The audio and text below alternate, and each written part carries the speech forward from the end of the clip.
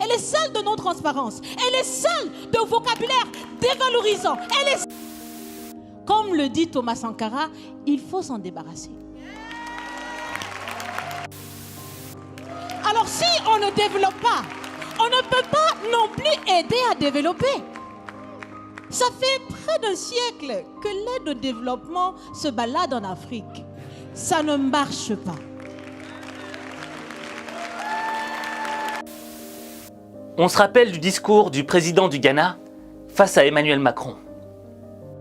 Lorsque l'on regarde l'Afrique et que l'on considère ses ressources, c'est l'Afrique qui devrait donner de l'argent aux autres pays.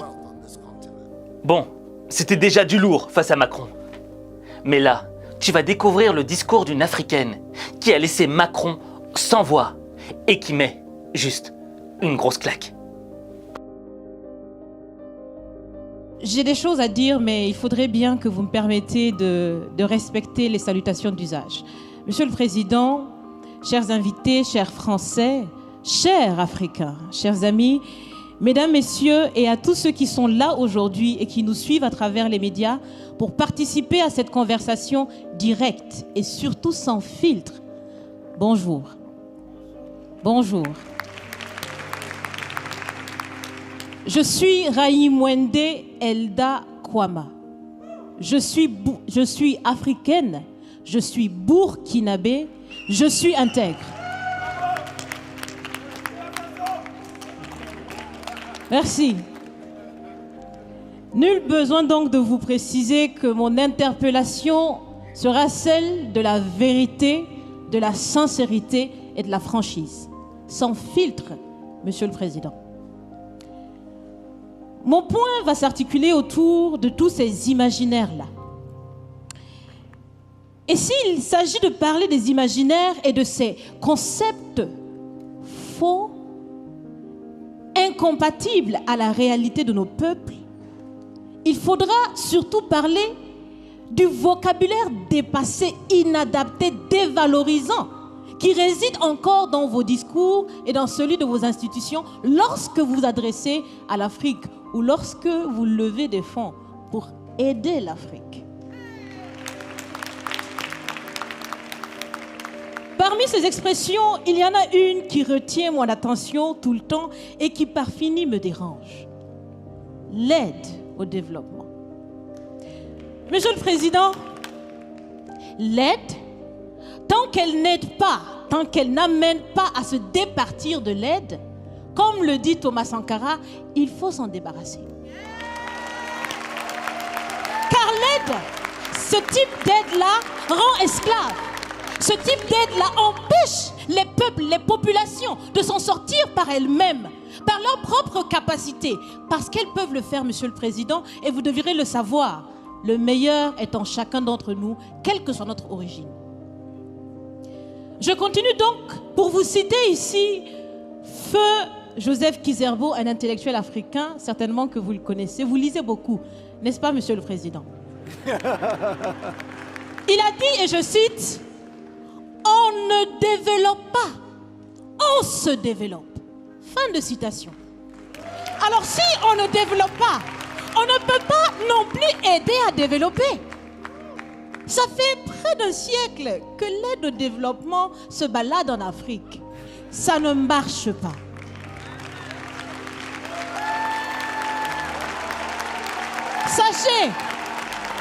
Sachez que l'Afrique se développera par elle-même, par le potentiel local et celui de la diaspora, et certainement dans l'interdépendance avec les autres nations de la planète, mais surtout à travers des collaborations saines. Je répète, saines, transparentes, constructives. Il y a des têtes bien faites, il y a des investisseurs aussi en Afrique. Nous innovons déjà en Afrique. Et si ce n'est pas co-constructif, dans cette relation qu'on imagine, on n'en veut pas. C'est donc fini. C'est donc fini les expressions « Sauvons l'Afrique ». Aidons à développer l'Afrique, il y a tellement de misérables là-bas. C'est fini, Monsieur le Président.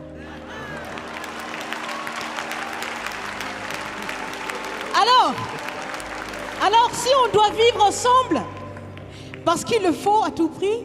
Ça sera dans l'interdépendance, je répète, mais surtout et aussi dans le respect et la valorisation des uns et des autres. Monsieur le Président, vous avez voulu ce sommet différent. Vous nous avez appelés, nous, société civile, tout en sachant bien que tout ce qu'on peut faire, c'est dire ce qu'on pense. Vous êtes un président, vous pouvez prendre des décisions, que chacun prenne donc ses responsabilités dans ce sommet. Monsieur le Président, je vais vous proposer des actions concrètes.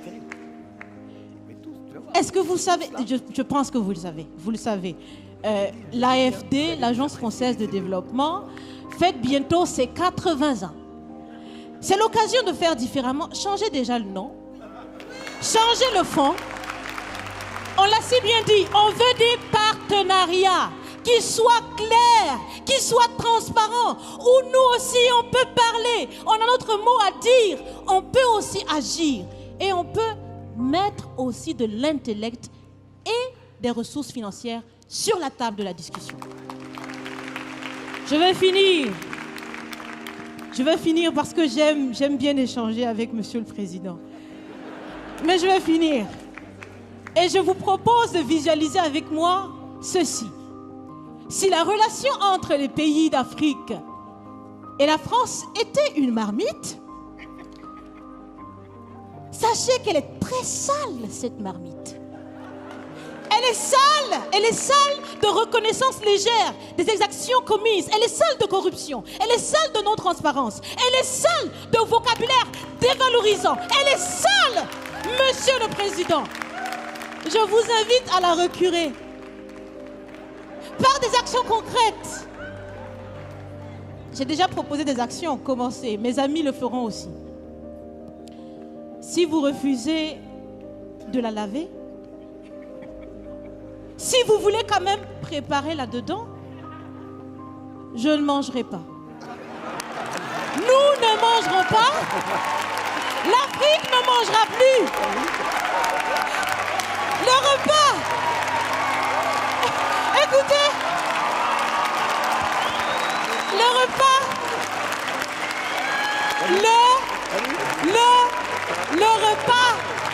Le repas sera prêt. Vous serez le seul à table avec un appétit difficile. À bon entendeur, salut.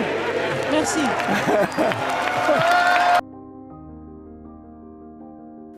Pouah. Mais quel discours.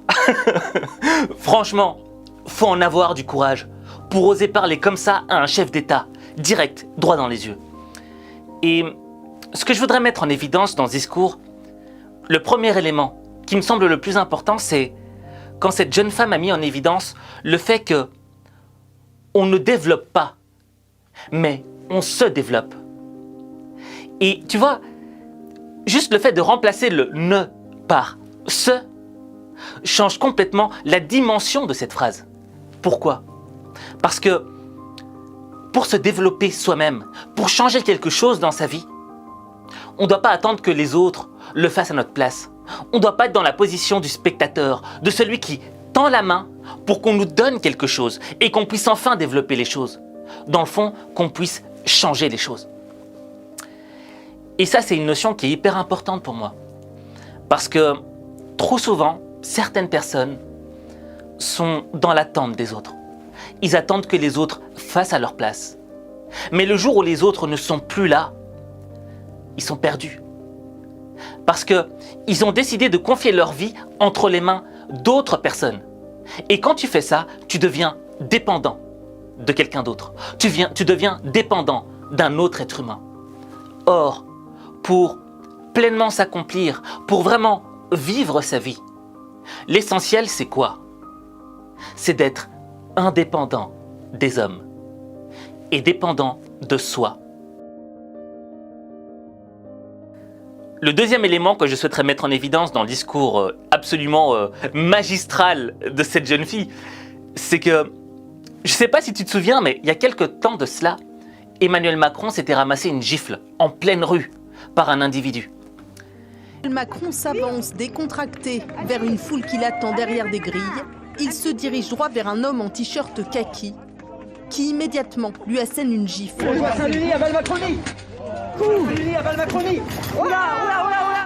Le président est aussitôt écarté. C'est clair que répondre comme ça par la violence, c'est pas une bonne chose. Même si on peut comprendre la frustration, le côté émotionnel qu'on n'arrive plus à gérer, et pam, on attaque, tu vois. Mais ça n'apporte pas de solution. Ça ne change rien. T'auras beau donner 10 000 claques à Emmanuel Macron, rien ne changera. Les choses resteront figées. Et au contraire, ça n'apportera que plus de rancœur, plus de haine, un climat de violence. Cette jeune femme nous a démontré une chose. Elle nous a démontré que on pouvait mettre une claque sans toucher son adversaire. Et ça, ce sont les claques les plus puissantes. Pourquoi ? Parce qu'elles touchent les cœurs, elles heurtent les esprits. Je veux dire, t'as vu dans la salle, il y a un moment où tout le monde s'est levé, tout le monde rigolait, tout le monde disait mais cette fille, elle a peur de rien. Moi, je suis sûr et certain que même un mec du Ku Klux Klan, ultra raciste, aurait vu le discours de cette fille, il serait levé dans la salle, il aurait commencé à applaudir. Pourquoi ? Parce que ce discours, il va au-delà des couleurs de peau, il va au-delà des origines. Ce discours, son objectif est de toucher directement les cœurs et de réveiller les consciences. Et quand tu es capable de mettre des claques intellectuelles aux gens, c'est là que les gens se lèvent et qu'ils prennent conscience et qu'ils se disent « Mais putain, en fait, ouais, il y a moyen de changer les choses. Mais il faut relever ses manches. » Et ça, c'est les meilleures claques que tu peux donner aux gens. Parce que, bon, je suis pas dans une relation conflictuelle avec Emmanuel Macron, tu vois ce que je veux dire. Mais je pense que Emmanuel Macron, quand il a entendu ça, il a ramassé cette petite claque. Parce que c'est quand même le président de la République française, tu vois. Et il y a une fille qui arrive de nulle part et qui le met en PLS. Je veux dire que il a peut-être été un petit peu touché dans son ego. Mais je suis sûr et certain qu'il a pris conscience de certaines choses. Et que ce discours, même si parfois dans la forme, il pouvait paraître agressif, je suis sûr et certain qu'il va déboucher sur des choses positives. Tu vois ? Et que si Emmanuel Macron l'a mal pris au début, par après, je pense c'est un homme intelligent. Il n'y a rien à dire. Il va prendre conscience qu'elle a dit des vérités, que la bouche de cette fille était remplie de vérités. Et je pense qu'on doit tous prendre exemple sur cette jeune femme. C'est-à-dire que, tu vois, parfois il nous est difficile de dire des vérités. Parfois on a peur de heurter les gens. Et parfois, quand on dit des vérités, on les sort d'une manière assez brutale et agressive. Parce qu'on est rempli d'émotions. Parce qu'on a envie juste de remettre les choses en place, quoi. Je perds mes mots, tu vois. C'est l'émotion qui monte, c'est l'émotion. Mais cette jeune femme, elle nous a démontré que il n'y a rien de mieux que de dire la vérité. Parce que c'est la vérité qui change les choses. C'est la vérité qui améliore les choses. Alors certes, parfois, il y a des vérités qui font mal à entendre. Mais sans vérité, il est impossible de changer ta vie. Parce que ta vie, il n'y a que toi qui peux la changer. Il n'y a que toi.